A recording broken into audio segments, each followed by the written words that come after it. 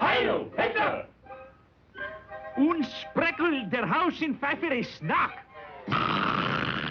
Ein Schnitzelbank, der Ruben Sauerkraut, die Fluten.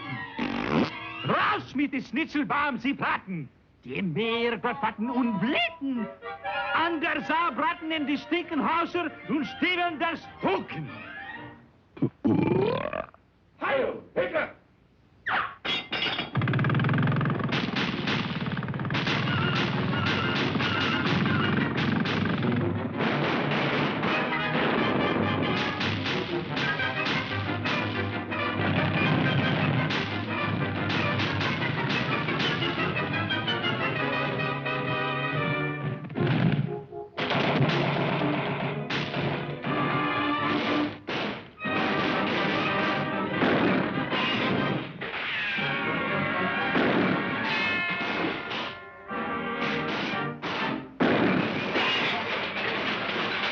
Ein Spreckel des Trägerhand.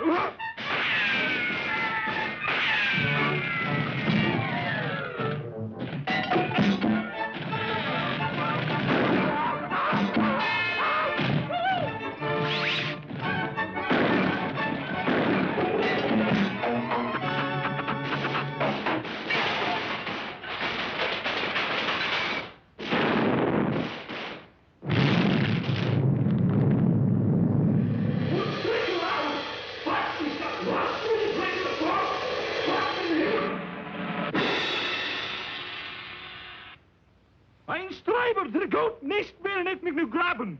Raus, Tober des Token, ist nachher die Stickelhauser und durch Hausenpfeffer der Fluten. Adolf says it isn't fair. And der Ferrer not that to hooken. He's being oppressed. And der Stickelhauser, and der Hausenpfeffer. He says it's an outrage. Raus, Miracle, what's even the Führer? I don't know what Führer says. The Führer says. Guten Marestimin. Und ne Graben. Quiet! The Fuhrer says, against your anti-tank rifle, he simply can't win.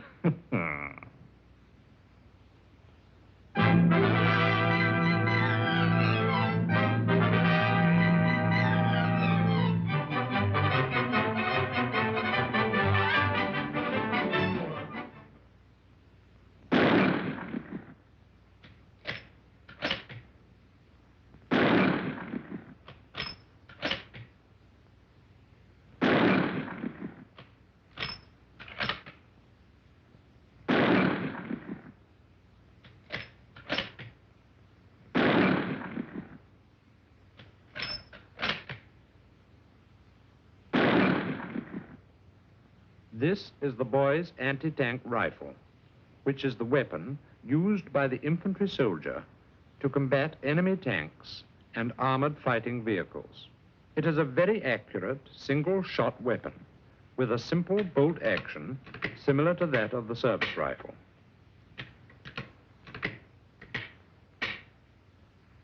The caliber is 55 or just over 1/2 inch. At ranges of 300 yards and under, the bullet will penetrate all parts of enemy light tanks, even the front, which has been recently armored up. Its maximum useful range is 300 yards, but is better fired at 100 yards. Whenever possible, fire should be directed against that part of the vehicle where the crew is usually placed. This shows the customary arrangement of the crew within a tank. When piercing armor plate, the destructive power of the bullet is greatly increased by the interior shrapnel effect of the armor shattering. These pieces of steel will inflict casualties on the crew. For maximum penetration, the angle of impact should not exceed 20 degrees. At angles of impact much greater than 20 degrees, the penetration power is reduced, and the bullet may even ricochet off without inflicting any damage. The anti-tank rifle fire gives good results against medium and heavy tanks when the bullet hits in the seams or joints, such as the gun mantles. or junction points of the turret and hull. These hits cause burring over of working surfaces and produce jamming. Equally effective is a hit on the tank treads. These hits will disable or delay medium or heavy tanks. They can then be destroyed by anti-tank guns or field artillery.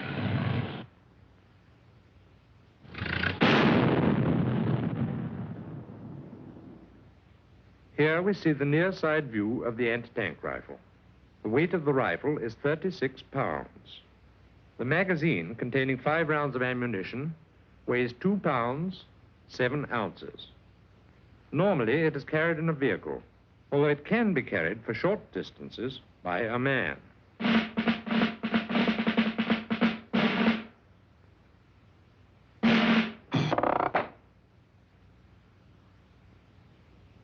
Uh-oh. I said a man.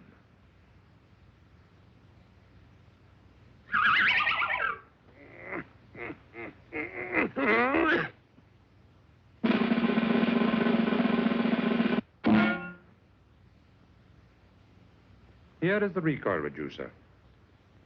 And this is the foresight, a knife blade aperture type. This is the barrel of .55 caliber, and this is the adjustable back sight, which is calibrated for 2 ranges, 300 yards and 500 yards. The practice of firing at 500 yards is now obsolete and will no longer be used. To inflict maximum damage and obtain a more critical point of aim, 300-yard sighting only will be used in combat. The range is set for 300 yards by turning the lever to the left. Here is the safety catch, which, as in the service rifle, is off when pushed forward and on when turned back. Forward, ready to fire. Back, on safety. Always keep the catch back on safety, except when firing. Here is the pistol grip, trigger, and trigger guard. This is the cheek rest, and here is the shoulder piece grip. This is the shoulder piece, which is padded with flexible rubber. In the shoulder piece is an oil well and brush for oiling purposes. Offside view of the rifle. This is the adjustable front support. The rifle may be raised or lowered by turning this sleeve.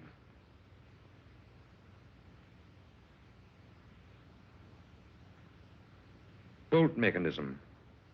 The bolt is similar to that of your service rifle and is worked in the same manner.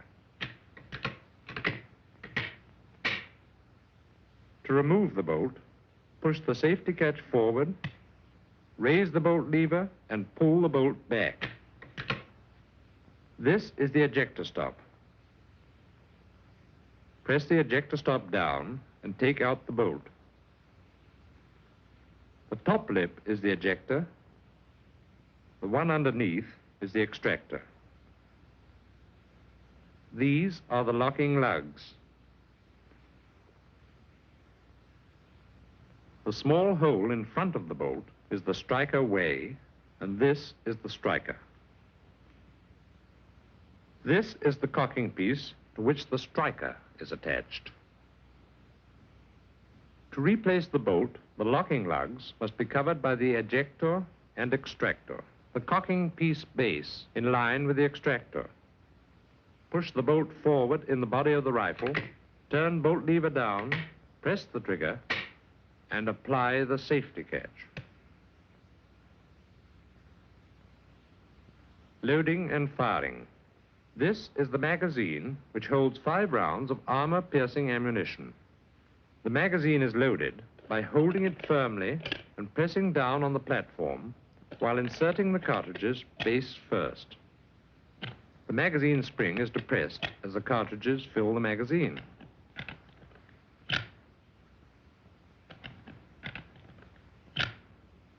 Here we see the operations of firing.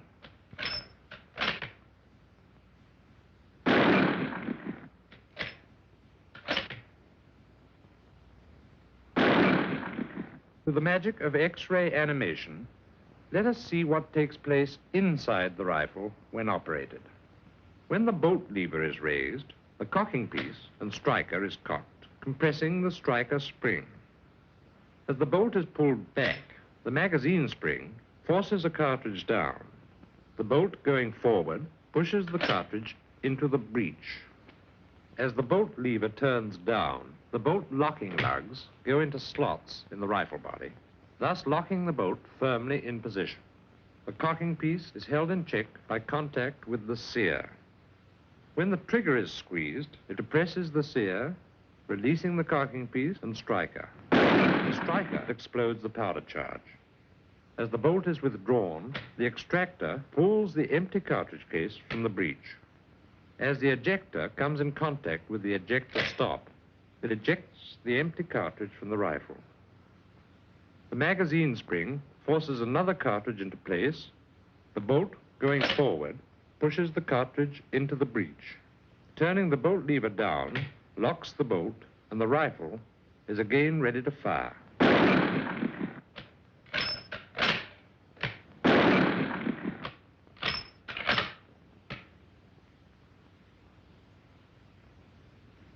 Recoil reduction. Most of the recoil of the anti-tank rifle is taken up by the recoil reducer on the muzzle, a heavy buffer spring inside this cylinder, and the flexible rubber shoulder piece. Here we see a sectional view of the rifle muzzle and recoil reducer. As the bullet leaves the muzzle, it is followed by high-speed gases, a portion of which are deflected back by the curved surface of the recoil reducer.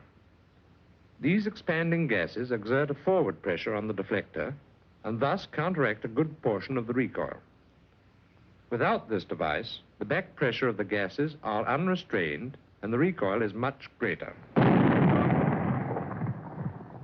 Here again we see the recoil reducer in action.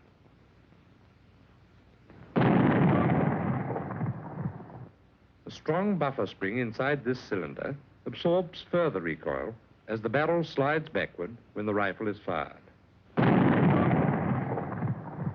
Finally, the flexible rubber padding of the shoulder piece protects the shoulder from shock.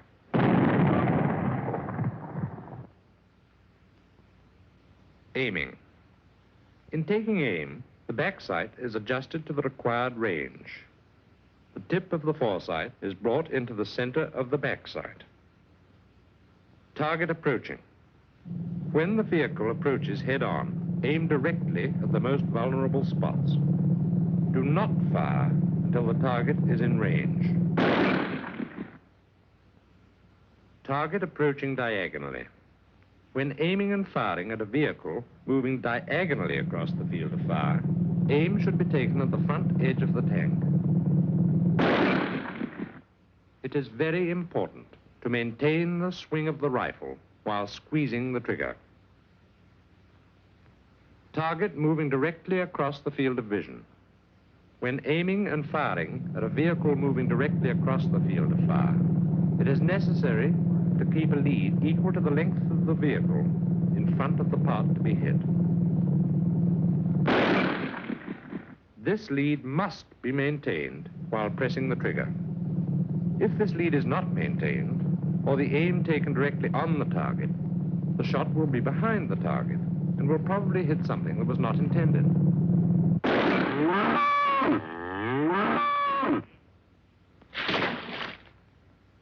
don't you shoot where you're looking? Training practice with dummy ammunition. Dummy ammunition is always used in training for safety. This ammunition may be easily identified by the red grooves on the cartridge body.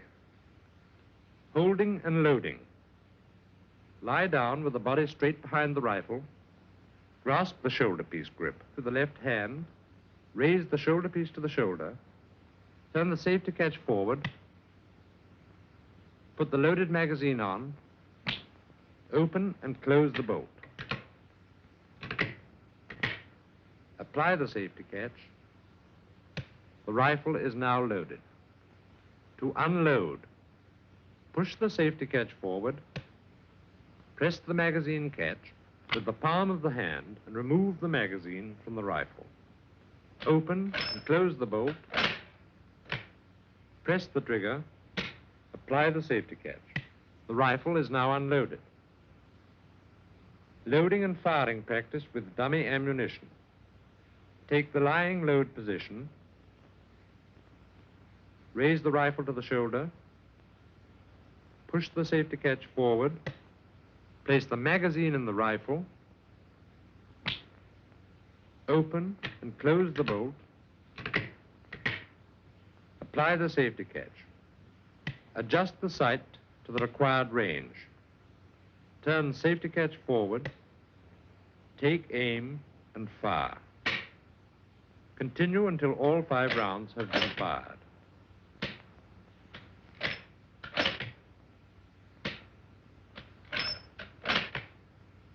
Notice that the bolt cannot be pushed forward after the 5th round has been fired and ejected. Remove the empty magazine. Push the bolt forward, open and close the bolt, press the trigger, and apply the safety catch. Stripping and cleaning. To remove the bolt, raise the bolt lever and pull fully to the rear. Press down the ejector stop and remove the bolt. Clean thoroughly with a piece of flannelette, leaving it slightly oiled.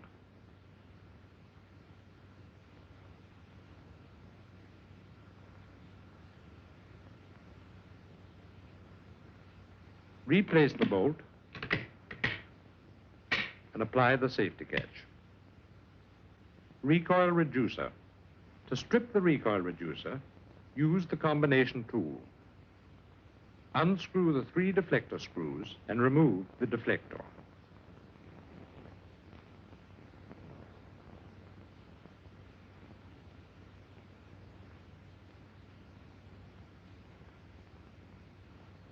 Clean the reducer and deflector thoroughly with a piece of oily flannelette.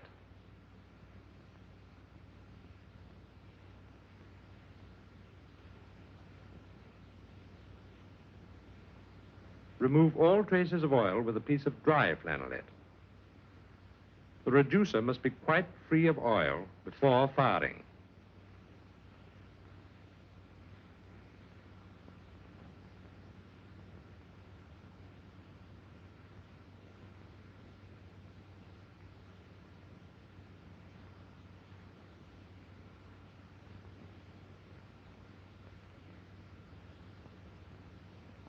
Assemble the deflector using the combination tool.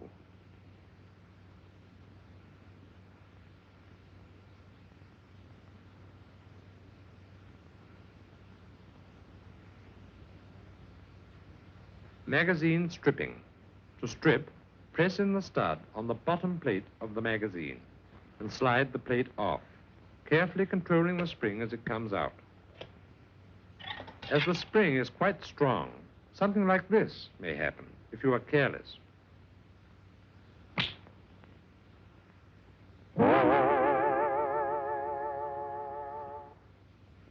To assemble the magazine, press down the spring firmly and slide the bottom cover into place. The magazine is only cleaned after a gas attack. Cleaning. Cleaning materials are similar to those used for the service rifle, except that a collapsible rod takes the place of the pull-through. To prepare the rod for use, assemble the 4 sections. Pull the cord tight and secure by inserting it in the notch of the handle. For daily cleaning, first, remove the bolt. Insert a piece of dry flannelette, 4 by 6 inches, in the loop of the rod. Insert the rod in the muzzle end of the barrel and clean thoroughly, taking care to keep the rod central in the barrel to avoid wear at the muzzle. Remove the soiled flannelette from the loop of the rod and insert a smaller piece. Apply oil to the flannelette using the brush.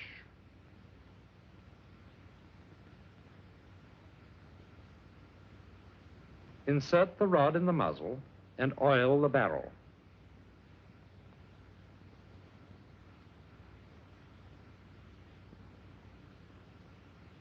Clean the breech with the bristle brush.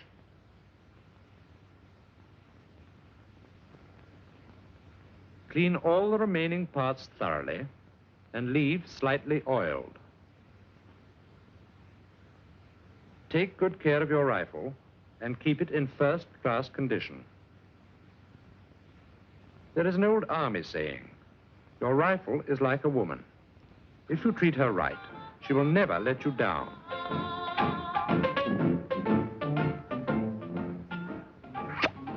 Say, now that's going a little too far.